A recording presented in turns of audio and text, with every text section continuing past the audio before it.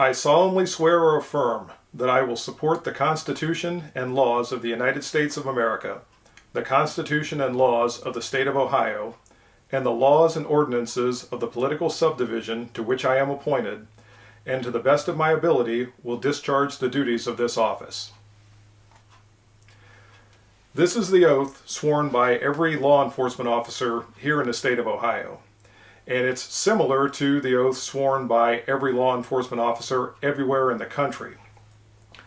I've taken this oath many times as I've moved from department to department during my career, and also as I've been promoted to higher positions within those departments.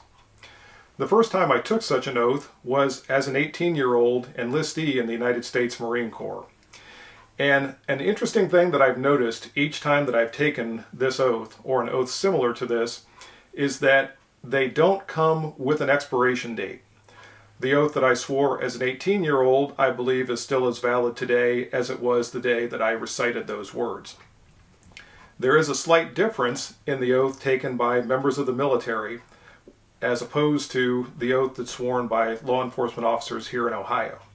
The military oath says to support and defend the Constitution of the United States against all enemies, foreign and domestic. To support the Constitution properly, there's no way you can do that without defending it as well. So I don't see the lack of that verbiage in the law enforcement oath as being really different from the military oath. We all swear to support and defend the Constitution of the United States of America. So why am I talking about the oath that we take?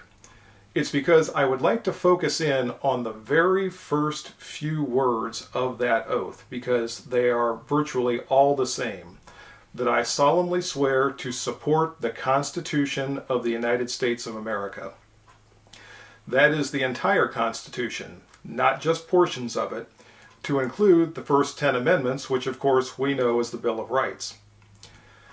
The Bill of Rights guarantees most of the freedoms that we enjoy as American citizens. The right to assemble, the right to free speech, the right to practice our religion. And the reason I'm talking about all of this is because I'm becoming troubled because of things that I'm seeing in the news lately, where I feel like many of our basic freedoms are being infringed, if not outright denied. Many times people are looking to the police to enforce these policies that are being presented, and I want to point out to everyone that our oath to the citizens we serve is to protect their constitutional rights. That is our first and foremost duty, which is why that language is the very first thing in our oath. It comes before enforcing the law, it comes before discharging duties. Our very first duty is to support and defend the Constitution of the United States. So by implication, it is to defend the rights of the citizens we're sworn to protect and defend. Again, I'm pointing this all out because we don't have to look very far into history to see where ill-conceived notions by the political powers that be at any time in the past looked to the police, or I should say those policymakers, looked to the police to enforce those ill-conceived policies. And again, we don't have to look very hard to see the disastrous consequences that came as a result of some of those enforcement actions. None of us asked for this current situation. It was thrust upon us.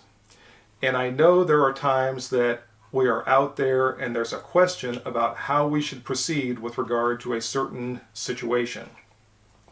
My advice to you is always default to your oath. It will show you the way.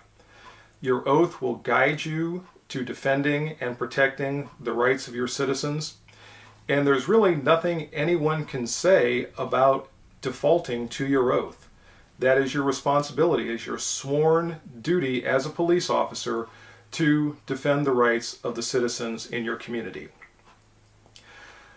Again, there may be times that you're dealing with those situations that are difficult to sort out.